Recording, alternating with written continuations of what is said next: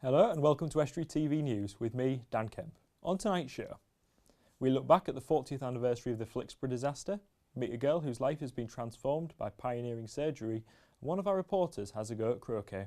But first, here's James Dunn with the news headlines.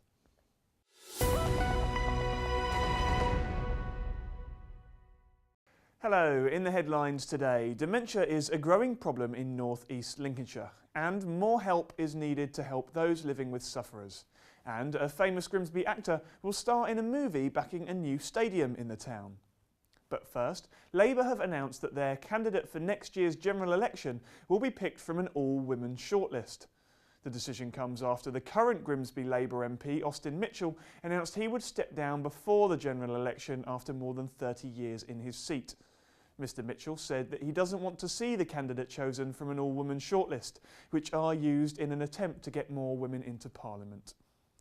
Dementia is a growing problem in North East Lincolnshire, and more people are needed to challenge misconceptions so people can be treated. That's according to a mental health practitioner who's trying to recruit dementia friends who can provide the right information to people in the community. We spoke to her at an information day she held at Freeman Street Resource Centre as part of Dementia Awareness Week. They're important because we have an ageing population. 1 in 3 people over the age of 65 will develop dementia before they die. And in this area, we have an ageing population anyway because people move to North East Lincolnshire and these sort of areas to retire. So it is going to be a massive problem in the future. Well, the reason I'm here is because my nana, she had dementia. And I didn't really understand, much about what was, involved or what they was feeling. I think it's important that all of us become aware of dementia. Everybody, even those of us that work within the area, we all need more information so that we can help patients and families and our own relatives as well. House burglaries and antisocial behaviour are down across Lincolnshire. That's according to the annual report released by the Lincolnshire Police and Crime Commissioner Alan Hardwick yesterday. Burglaries from dwellings decreased by nearly 17%, while antisocial behaviour dropped by 18%. Satisfaction with the police force is also higher than it was this time last year. Mr Hardwick said that officer numbers have been kept steady and all operational police stations have been kept open. Police are looking for witnesses to a collision in Hull in which a woman and a small child were knocked off a bike on the junction between Laburnum Avenue and Holderness Road. The driver of the silver Peugeot 206 stopped after the incident on Friday at 4:15 p.m. but left without exchanging details. The woman was grazed but the child was uninjured.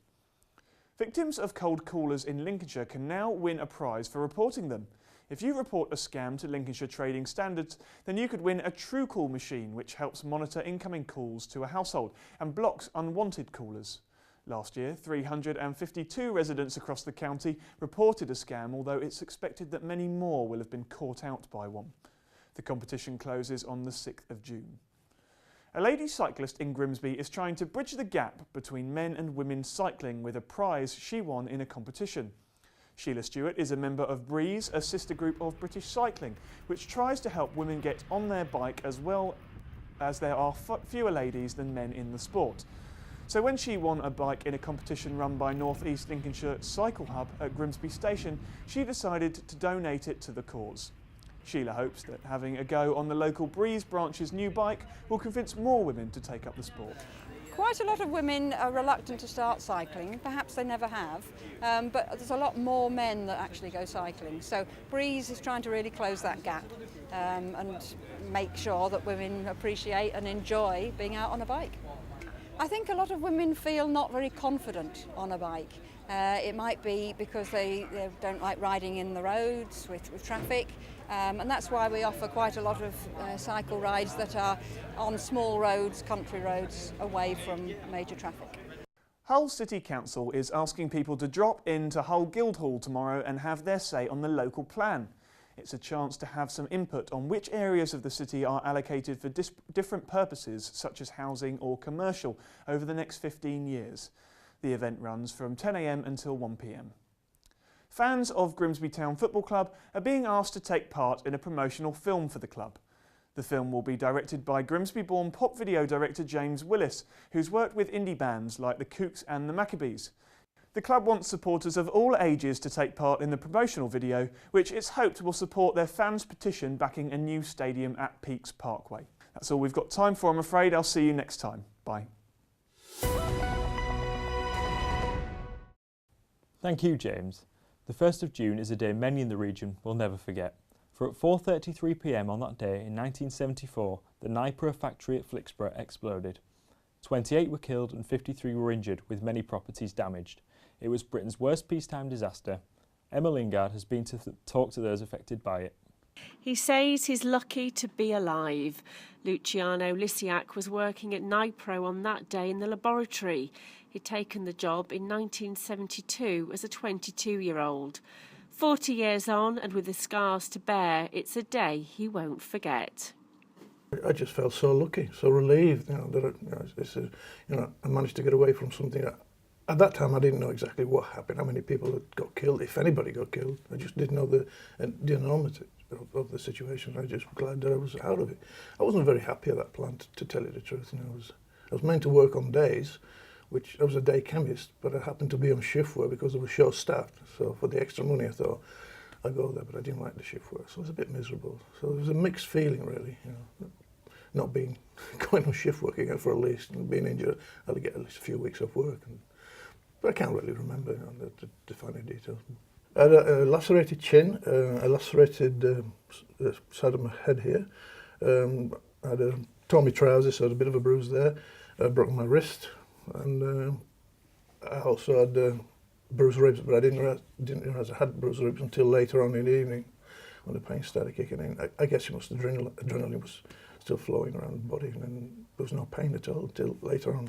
For former Flixborough resident Barbara Nimmo, that day saw her staying at her parents' in Scunthorpe after a night shift at the hospital, something which probably saved her life. When we finally got to the home, it was glass. The glass had gone in on the windows. That was a few bits and pieces was sucked off the surfaces. But I remember mostly going up to the bedroom and seeing the bedroom, and the bed was covered in glass from the window, and the wardrobe was actually laid across the bed. And I remember thinking I was so fortunate not to have been home on that Saturday, because I know I would have been in bed sleeping after my night shift, and because I was in the early stages of my pregnancy, you just tend to look back and think, if things could have been so different. The memories of that day are etched in many people's minds, and on June the 1st this year there'll be many remembering those who didn't survive.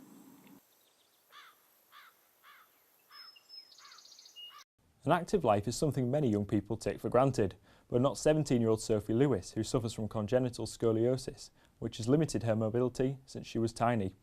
And a year ago, her bent spine and pelvis meant she couldn't walk unaided. However, an incredible new type of surgery has changed everything for this inspirational teenager. And now for the first time, the future is bright. James Dunn reports. Sophie Lewis is a normal 17-year-old girl, but she suffers from a curvature of the spine and pelvis that doctors say is unique.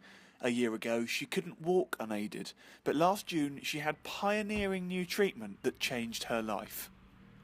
I am the youngest to have a new pioneering surgery to lengthen my leg by putting a rod in my leg with magnets. And over a 60-day period, I'd just put this magnet on my leg and it'd lengthen. And after 60 days, I was at 6 centimetres, so... Sophie takes 17 pills a day and wears an electronic pack to help her with the constant pain. She can't dance or play football competitively as she did when she was young, but she doesn't let the things she can't do stop her enjoying the things that she can. There could be someone in a worse situation than me. I can walk still, and that's something I can use to my advantage. Some people can't. So you've just got to sort of sit there and go, okay, I've got this, but that doesn't mean that it's stopping me. You've got to look at it yeah, I've got it, but that can only make me more stronger to sort of want to succeed and do things. Like most 17-year-olds, she's learning to drive and likes her hair to look nice. But unlike some, she takes her studies very seriously because she hopes one day her experiences can help others. I want to be a spinal surgeon. So I want to help people in my position, and I sort of want to give them, the doctors give you reassurance but they don't quite know. They don't quite understand what it's like from your point of view, and I think it'd be nice for me to go, do you know what, I actually understand what you feel like and I understand what you're going through. And I think maybe that would also help people with the treatment.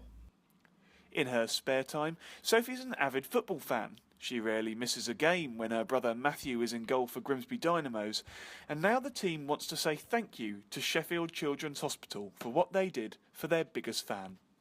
Well, Sophie just come out of hospital. She'd not long been out of hospital and was just out shopping, and I bumped into one of the managers that we'd known for a very long time, Matt Bryant, and he said, is there anything we can do to help, anything the club can do to help? So at the time there was really nothing apart from we'd like to give something back to Sheffield. So I just said, well, if you'd really like to help, maybe you could help us raise some money to give back to what, you know, what they've given Sophie. So he said, yeah, sure, we do a charity match every year, and I'll see if we can, you know, donate the proceeds to Sheffield Children's Hospital. And he stuck to his word. So yeah, it's fantastic. Brilliantly. I mean, half the stuff she's gone through I wouldn't even dare go through, to be honest. So yeah, kind of my role model. We don't argue as much. It's only on small things, like who's having a remote and all that. I mean, up until about 3 years ago, she used to always support me, as in when arguments used to happen, she always used to fight in my corner, and now I can do it myself, so there's no need for her. But whatever they raise, it won't reflect even a fraction of the gratitude she feels towards the medical staff who gave her a normal life back. They've gone and helped me in ways that I can't explain. So they've given me my freedom, and they've given me a lot to look forward to. James Dunn, Estuary TV News. Now, we have plenty of different sports going on in the area, football, cricket and rugby to name a few. But did you know that croquet is also on the list? Some local residents play the sport in Grimsby's People's Park every week, and our own James Dunn went along to give it a go. It might not be the world's most high-octane sport, but this is how they roll. And on a sunny afternoon, as many as 30 people will turn up at People's Park to put the hammer down on their opponents. It can be quite well, aggressive at times, I think is the word. There are, shall we say, a lot of tactics. But there are concerns for the future. There aren't currently enough members for the club to sustain itself, so the council subsidises the lawn and the clubhouse. But with the council's budget becoming increasingly stretched, members are worried they will pull the plug and the club will have to fold. Certainly you need a good surface to play on, and we're very thankful to North East Lincolnshire Council for the work the groundsmen do here. We would like some new blood. You know, a few members have died, and some are looking after partners who are disabled, or they're disabled themselves. So. And there are plenty of reasons to have a go, as I found out one sunny afternoon. It's social, good-humoured, most of the time, and as I proved, anyone can do it. I am partially sighted and I do still play, but I don't play as well as I did when I could see well, but I can still hit the hoops occasionally. No, it's for anybody. Gentlemen, quite welcome. In fact, we could do with a few more. Although not anyone can do it well. James Dunn, Estuary TV News. Well, that's all we have for you today. If you've got any stories or views you would like to share with us, call us on 01472 315 561, catch us on Facebook or Twitter at Estuary TV, or email us at news@estuary.tv. Goodbye.